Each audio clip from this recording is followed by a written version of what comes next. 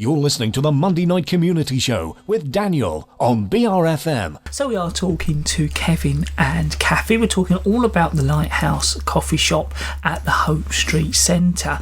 Kevin, do you hold events there? Yeah, we certainly do. We're, as I say, a community centre, and we like to make sure that the venue is being used for the benefits of the community.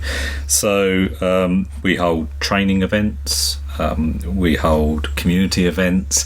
We often have the building in use by members of the community, local charities, for some of their events.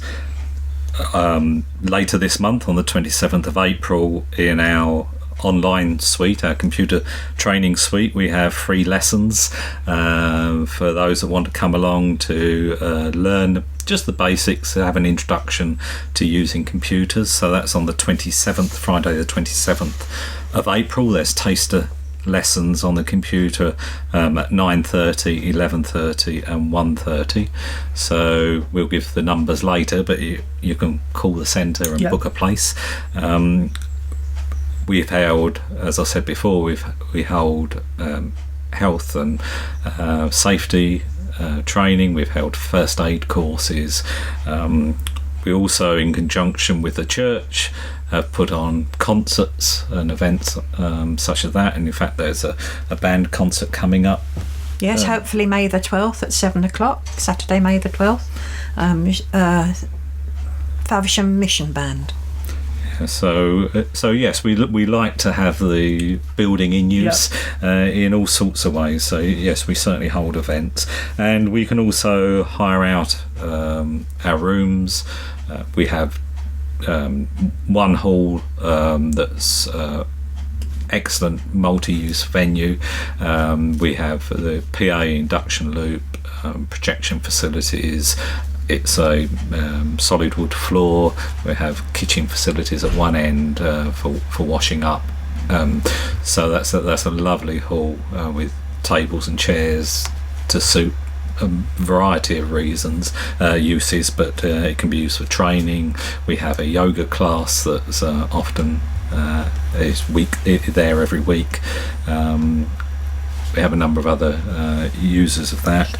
We also have a monthly meeting from the local stroke club. It's an association that helps people who have suffered strokes. They come along and use the hall on a monthly basis. We're after Easter. We're starting up, in conjunction with one of our local people, a chair-based exercise group, for those who just need to get a bit more mobility, or to help. It can actually help reduce the incidence of falls and accidents. So that will be starting up soon after Easter. So we're looking forward to that. So yes, people can hire rooms and halls. We have a number of smaller rooms, and we also have the main church hall as well, which is fully carpeted, lovely venue for larger meetings, and that too has all the audio-visual equipment installed in it as well. So how are you funded at the centre? Well, as with a lot of charities these days, funding is extremely tight.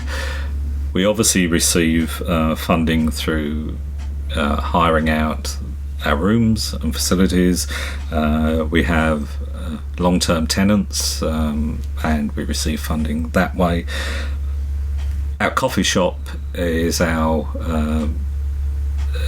main area that we would like to ensure is sustainable, and we do get some funding in through the coffee shop, and also training and events that we put on. We try and keep our running costs as low as we possibly can, but inevitably we have to apply for grants in order to keep the work running. And at this point, I think we ought to say how grateful we are to some of the local councillors, both with Swale Borough Council and also Kent County Council, in the support we've had from them recently regarding funding for some of the work we're doing with our volunteers in the coffee shop. The support they've offered through some of the local members' funding that they can tap into. That's been very helpful. Just small amounts that help us to continue. Before Christmas, we were very grateful to the United Reformed Church area synod for some funding that they provided to us in order to help us through a very difficult time that we was having with funding. But unfortunately, funding has to be at the forefront of our operation. We can't survive without some funding to keep the building going, and we're always having to keep that in mind, and it does take the focus off of our work with the community. But we have to bear in mind that we couldn't work with the community if it wasn't for the funding, which keeps the building and the projects that we run there going.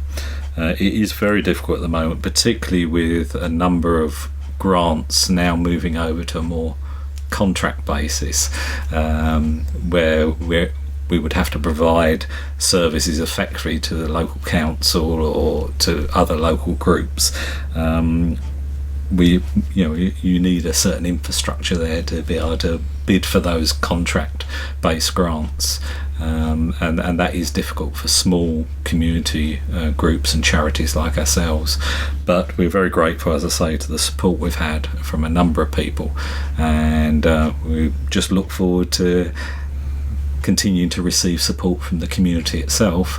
And really, one of the easiest ways of doing that is come in and see us at the coffee shop and use our facilities there, or come and speak to us if you need a room. We can provide facilities that way at a very competitive rate. So we're hoping to see more people come in and use the centre for what it's meant to be used for, that's supporting the local community. Now, Kevin will be giving out some useful contact details very shortly. We are talking to Kevin and Kathy, and they're from the Lighthouse Coffee Shop and the Hope Street Centre.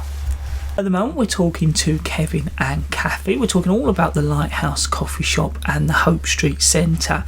Are you all volunteers there? No, we're not all volunteers, but most of the people who work in the centre are volunteers. In the coffee shop, we have one full-time member of staff, and we have 10 volunteers that come in regularly. That varies. Sometimes we take on some extras. Other times when we have work experience placements, then they're just with us for a few weeks. We also, in the IT suite, our computer training suite, we have 6 volunteers who are very experienced at helping people with computers, and they're at the centre 2.5 days a week running courses. So we're very grateful to all our volunteers. They put in a lot of work, and it's really appreciated. In terms of paid members of staff, as I say, there's myself, there's Sue, who works in the coffee shop, and then we have Gaynor, our cleaner, who comes in and cleans the centre for us. And then, of course, we have the support from the volunteers that are often overlooked, and that is the trustees, because all the trustees of the centre are volunteers. They don't get paid for doing it, and Kathy particularly has been working in the centre as a volunteer, essentially, as well as a trustee since it's opened, and she puts in a tremendous amount of work. So yes, we're very grateful to our volunteers. We have a lot of volunteers, always willing to speak to others if they want to come in and volunteer a bit at a time, either in the coffee shop or our IT suite or anywhere else in the centre.